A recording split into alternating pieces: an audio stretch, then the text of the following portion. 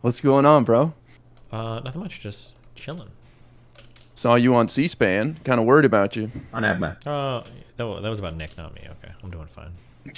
They had your name, your stream. I'm there. You know how it is with these guys. They just clap you. They're like, problem solved, boss. Nothing to see here. True. When did the midterm start? 50 days, bro. Holy shit. November 8th. Dems are on a pretty good kick right now, yeah? The wind is in our sails thanks to Roe v. Wade getting overturned and Donald Trump hiding a bunch of our documents in his basement. I would say that like gas prices and general economy stuff seems to be probably helping too. Well, gas prices have come down for like 95 plus days. That's true. I also feel like a lot of people, when the Fed started to talk about hiking rates and stuff, a lot of people were worried about big economic trouble. But it seems like that hasn't happened. Everybody keeps saying, people are saying we're either in a recession, we've been in a recession, or we're entering a recession, but it seems like that's not the case. Yeah, I think the biggest proof to support that, biggest evidence would be the jobs reports that keep coming out. It's like slowly coming down, but still creating jobs. And there's like 1.5 million jobs vacant right now. So I agree with you. I think we're going for a soft landing, but look, we got to bring this inflation down, but it's not a Biden problem. It's a Federal Reserve problem. Yeah. But yeah, damn. Things have switched a lot. Things looked pretty hopeless a few months ago. I'm going to be honest. Bro, I was driving. I might have seen, I know I saw over $6 a gallon. I might have seen over $7 on South Beach in Miami. Damn, I have never seen gas. We were getting to Europe levels of gas prices. That's fun. And I've always been one of those people who's like, dude, I remember being poor, and maybe I was an out of touch poor person. I don't know. Gas prices were never usually like my huge concern. It was usually rent and car. Those are the two things that fucked me harder than anything else. But gas going up like $2 or $3 a gallon. Well, that actually might have fucked me really hard. Those were some wild gas increases. But yeah, it seems like for the most part, it's like come down now. So yeah, I don't know. I don't know where are we at like levels that were before, like all the stuff started to go haywire, or is it still like high or what? I mean, I don't think it's like the greatest levels yet, but I mean, I think it's like average $3 and like, I don't know, 30 cents or something, but it definitely has room to come down. But I mean, we've got this energy crisis with Ukraine and Russia and still have a staffing shortage in many places. So, but we're ready to set a record next year with our oil production here in America. So, but I agree with you. I think gas is one of those things that just pisses people off when they go fill up their tank and they see it's like $10 more. It's just, even if it doesn't matter that much, it's right in their face on every corner. Yeah. And everybody fills up their tank, you know, well, most people. So, I remember even as a kid, even as a child, I didn't understand this. I don't know if anybody ever had this experience. Anybody ever know parents or grandparents that would literally drive like 5 or 6 minutes out of the way to go to a gas station that was like 2 cents per gallon cheaper? Did you ever have this experience? My grandparents, like, there was always like one gas station in town that was like 2 or 3, and it would literally be like gas would be like $1.50 in one station, but it'd be like $1.47 in another one. And people would always make a really big deal about going to that guy. And I remember even as a kid, I was like, because I did the math one time, and I was like, you're saving like 2 quarters. You're literally saving like 50 cents. Is this really worth it? Like, I don't know what it is about gas prices, but like people's heads go like crazy when it comes to calculating that. Yeah. Yeah, there's something. I see the line at Costco all the time, and I'm like, why are you guys waiting, man, to save $5 or something? But you know, I mean, it adds up, I guess. But it's something people get passionate about for some reason. They have this Gas Buddy app that people use too nowadays to find like the cheapest gas station. That's pretty funny. Yeah, I don't know. How excited are you about like electoral politics right now? Like from 1 to 10, are you paying attention at all? I haven't been paying attention. You have a lot going on. Yeah, I do. I haven't been paying attention a lot, and I'm trying to hedge my optimism right now because I've been reading a lot of like crazy headlines. Like I'm seeing things where it's like we're like poised to take back like the Senate, and maybe even like we're keeping the House, and like everything is like looking insanely positive compared to what it was before. Yeah, I don't know. What do you think? You follow way closer than I do, yeah. I've heard the House could be rough. The House is definitely rough. Holding on to the House is going to be hard. But it seems like most likely outcome will be the Republicans take the House, but they have a small lead. So they're kind of cucked because they have these crazy America First candidates who will not compromise at all and will fight them tooth and nail. So they're going to struggle to lead. They're going to do investigation into Hunter Biden's laptop. They're going to impeach Merrick Garland and Biden. It's just going to make them stronger. So can I just vent for 1 second? I am very, very, very fucking annoyed that the Mueller investigation turned out credible indictments. We got a lot of good information about shit that happened. I'm really annoyed that we've got federal convictions on multiple Trump cabinet and like party members and shit. And despite all of that, people still say like, wow, Russia collusion hoax, all those investigations were hoax. Meanwhile, we have nothing for Hillary, nothing for Benghazi, nothing for Hunter Biden. The double standards on like what they consider good evidence and everything for conservatives actually drives me fucking insane in the United States. Like, it is the most partisan hack bullshit I've ever seen in my entire life. Oh my fucking God. of course, I mean, it just shows you, I guess I would say it shows you where the American people are at, that like they're very gullible and they're very willing to just take someone's word, and they like shocking things. But I mean, everybody should be outraged about Trump, for example, keeping these documents down there. It doesn't matter if they're classified or not. There are documents. He has no reason to have them a year and a half later down there. And comparing that to Hillary is just insane. It's not even comparable at all. Yeah, I mean, it's pretty wild. And if any Democrat ever got hit on any of these things, we would never fucking hear the end of it, dude. Oh, imagine if that was Obama's office, that they took a photo of the floor with all the documents. I mean, it would be over, dude. We'd be hearing about how each of those documents was like a different child that him and Epstein were raping together on the same. Like, it would be never ending. Yeah, it would be wild. But like for Trump, it's like, oh well, no, like the president just unilaterally post hoc declassified all those. It's okay. Like, are you serious? You can't even do that. Oh my God, yeah. So stupid. Even William Barr was on Fox News saying, "Yep, I saw." Yeah, even if did you watch where he's like, even if he did declassify by waving his hands over the boxes, like that's so reckless. Yeah. It's insane. Yeah. And theoretically, if he was doing that, like any new president could just reclassify it. Like, it's not even a good argument. Like, it's just so stupid. Yeah, Barr has turned on Trump pretty hardcore, considering that Barr was like one of his most loyal and fucking ardent defenders too. I remember reading a New Yorker profile. I think it was called Barr, like the sword and shield of Donald Trump. And then it went into his whole history of like being a Republican, being a staunch supporter of the GOP, and like very interesting profile piece. But yeah, Jesus fuck. I still have to listen to Republicans say like, well, Hillary Clinton and the Democrats, they said that their election was rigged, just like Trump is saying. It's the same thing. And they all point to that one quote from one interview that Hillary did in like 2019 where she said Trump was an illegitimate president. And she's like, look, it's the exact same thing that Trump is. Like, oh, come the fuck on. Are you actually serious right now? Holy shit.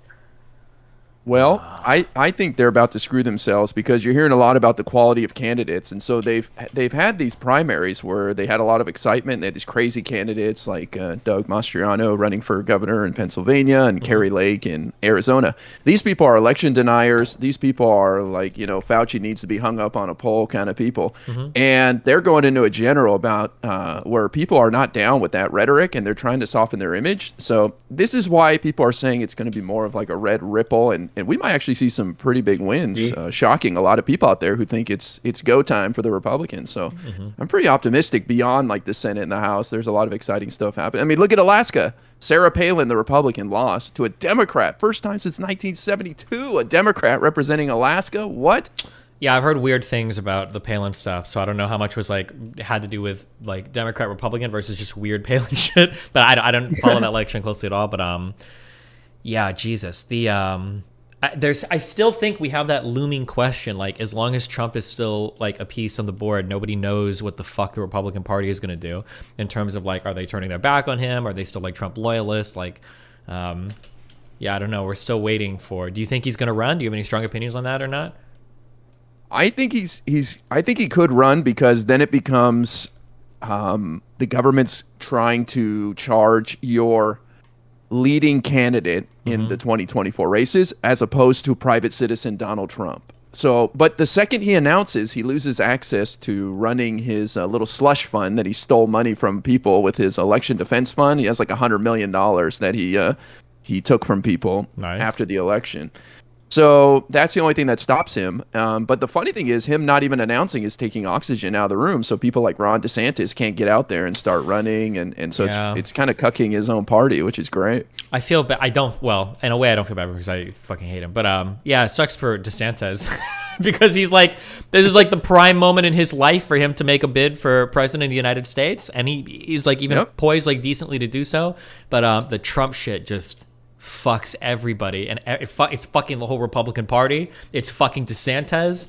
Yeah, holy shit, what a wild ride. I think the Republican Party wants off, but hey, they earned it. Fuck them. When you throw your lot in with somebody like that, like you got to take the good and the bad.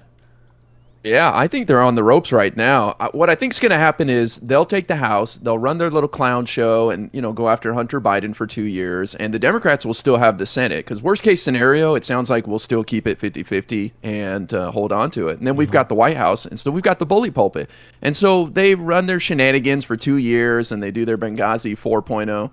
And we just get a huge mandate from the American people 2024, and yeah, it's going to they suck stay out of power for a while. I will say, holy fuck, Biden has accomplished so much legislatively. It's going to suck to see that get shut down if we lose the House.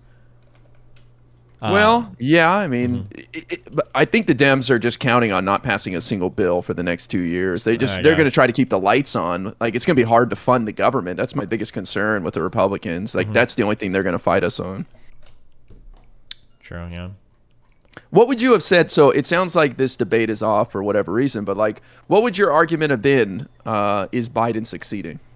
Absolutely. Like, I think Biden's presidency has just gone so much better than anybody. Like, even my best case scenario. I think my best case scenario would have been like coming out of the coronavirus stuff with a good package and maybe one semi-big piece of legislation, maybe. But like, that's a hard Senate to pass anything like controversial through, Yeah, it's just, I think it's just been above and beyond like anything that anybody would have ever expected. I don't know. What do you think?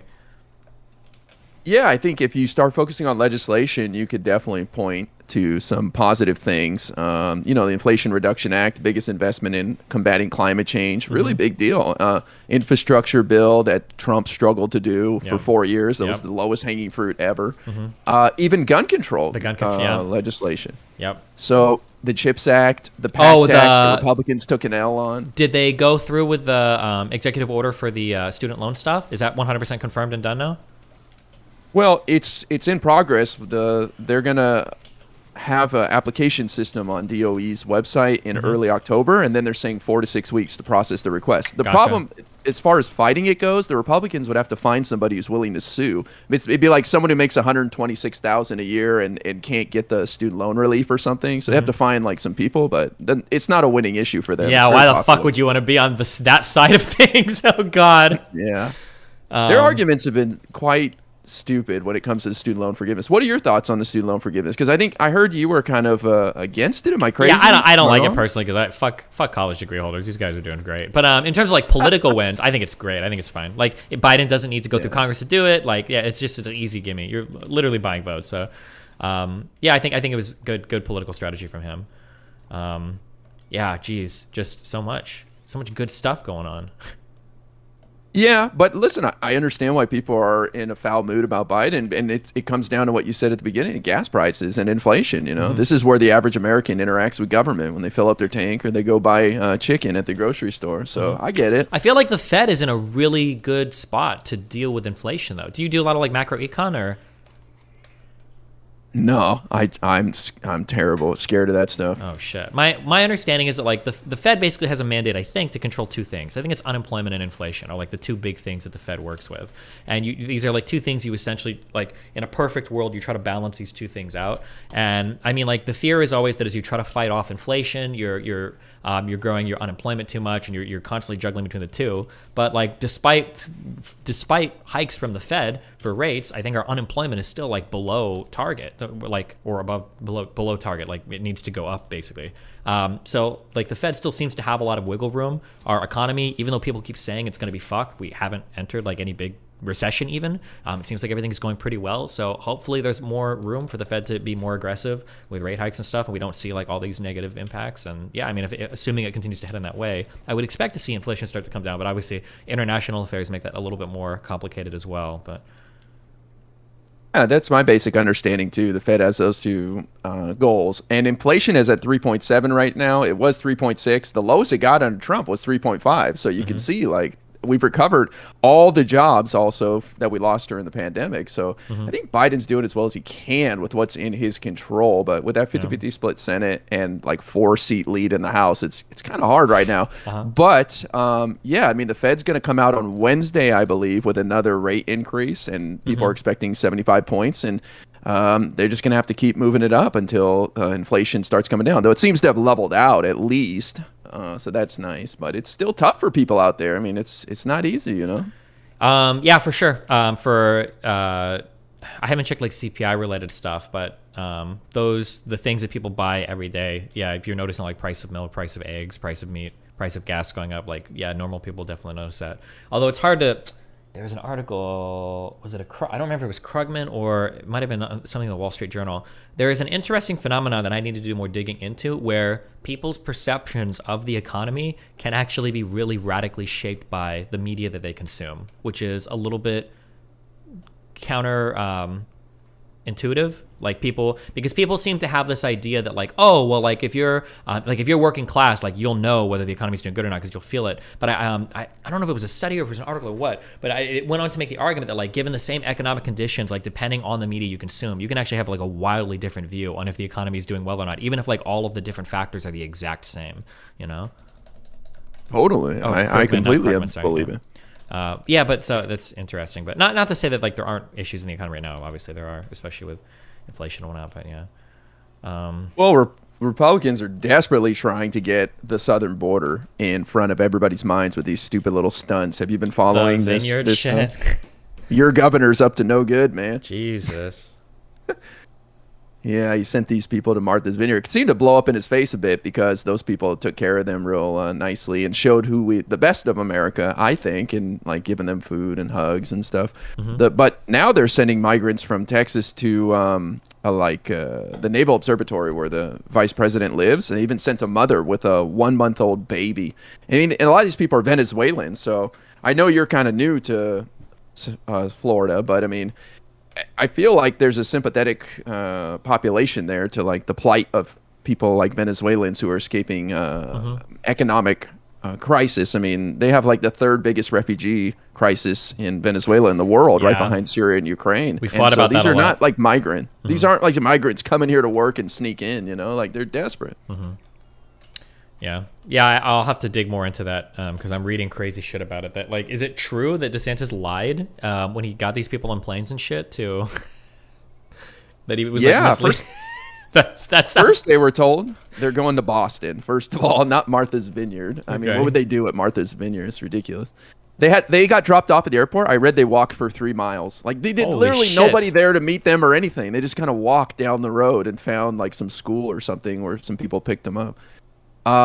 But yeah, they were told they're going to Boston, which is a 3-hour drive away and ferry ride. It's impossible. They also had like forms filled out by the people helping them that listed their temporary address, places all over the U.S. The problem with that is you've got to show up to like the local court facility or whatever near the address you give. So some of these people had like Tacoma, Washington put down as their address. And so they can't get to Tacoma, Washington next week for an appointment. So really nasty stuff done by DeSantis and Abbott together, governor of Texas. Do you think it's possible that that this counts as like fucking trafficking?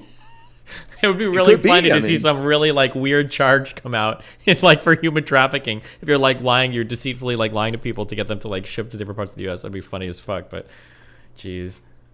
I mean, if private citizens did that, I think that they would be looked into. But I know Gavin Newsom, governor of California, encouraged the DOJ to open up an investigation. I don't know if they are or not, but obviously that'd be pretty bombastic to go after the governor of Florida for human trafficking. Yeah, but for sure. Isn't it ironic? Well, yeah, speaking of bombastic charges, do you think Trump is going to get charged?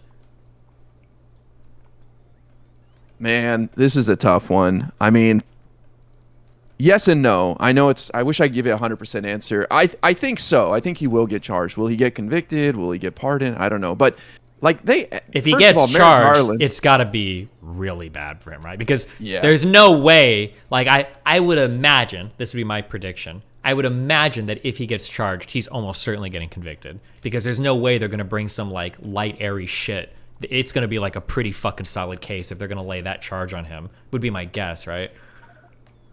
Yes, and I think the reason why I think he could even be charged at all is because of the search warrant. The fact that they executed a search warrant on an ex-president's home, basically, that's unheard of. That's unprecedented. That is an escalation. Merrick Garland has cojones the size of yoga balls. You know what I mean? Like whatever that is, the medicine ball you sit on. Like the people act like the Biden administration is so meek. I mean, this has never been done before. So the fact that they did that, knowing what it could lead to, such as political violence or whatever, but the charges were so, the accusation was so serious, and what he had down there was so dangerous, that I think they already had a case and they just needed to get their final evidence. I mean, the guy literally had his ID with the evidence of the crime. He had documents in a drawer with his passports. It's really worrisome to me what the perception is, though. Like, assuming he gets convicted, because I think for a couple of those USC 18 or whatever charges, right? I think a couple of them, don't they prohibit you from running again if you get convicted under them? Do you know if those? I haven't seen anything like that. The only thing I've seen is the Insurrection Act, which, if he gets convicted for something related to January 6th, he could be prevented from running for office. In fact, we had a county commissioner in New Mexico get booted by a judge for participating in the January 6th, and the judge referenced the Insurrection Act. So that guy got kicked out of his elected office, and he can't hold office in the future. First time that's happened in like a century. Damn. 150 years, I think. Yeah, so people were looking at that case and saying maybe that sets the precedent for Trump, because it was directly related to January 6th. So Jeez. I don't know if Trump could be prevented, but boy, these are wild times, man. I always tell my community, like, 100 years from now, people are going to read about the Trump days and be like, how did those people live through it? That's insane, dude. Like, wow. I mean, I hope so. I hope they read that and things just don't continue to escalate over and over and over and over and over again.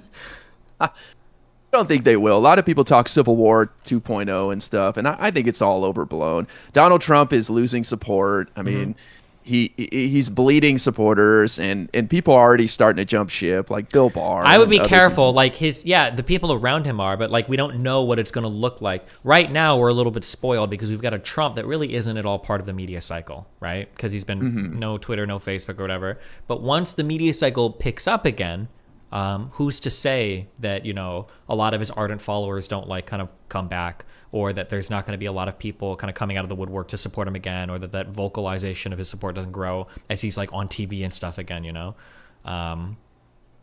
Yeah. I mean, it's definitely possible. I'll give you that, but he just seems kind of old. I mean, first of all, like, nobody's talking about Trump. Like, they haven't had a good meme since "Let's Go Brandon" in October of last year, and so it's just I don't see the cool factor in Trump, or it's not exciting anymore. It just seems to be kind of eh. And as far like, I don't know how he would get back in the media except they like show pictures of his Truth Social truths or whatever. So it feels like he's on his last gasps for me. Maybe I'm coping. I don't know. Yeah, I mean, it definitely feels like that for sure. But like if you talk to conservatives, they'll tell you they prefer Ron DeSantis right now, in my opinion. Most conservatives. Really? Do you think so? Ron DeSantis is sharper, yeah. Better, he's more fit for office, like, yeah. My parents would follow Trump to the end of the earth. I asked my mom, I was like, if DeSantis and Trump ran, who do you think she'd go, oh, Trump for sure. But I mean, they're older, so who knows? Maybe, I don't know. Damn. How do you deal with that? Like, do you just avoid the conversation, or like, do you look at them as victims of like being in a cult? No, they're victims, but it's fun screaming at each other. I mean, they view me as a victim, so my parents are well. I think we've had 2 family members die of 19 so far, and my mom still won't get vaccinated. It's like insane. So what are you gonna do? Yeah, it just sucks to see our fellow Americans get manipulated and like taken advantage of, and then when it's that close, like it's your family, it's kind of infuriating. It's especially weird because like nobody will zoom out and look at the macro perspective. Is actually really fucking funny because Trump is like the bog standard liberal that like conservatives have warned us about in some ways. He's a fucking billionaire lawyer from New York.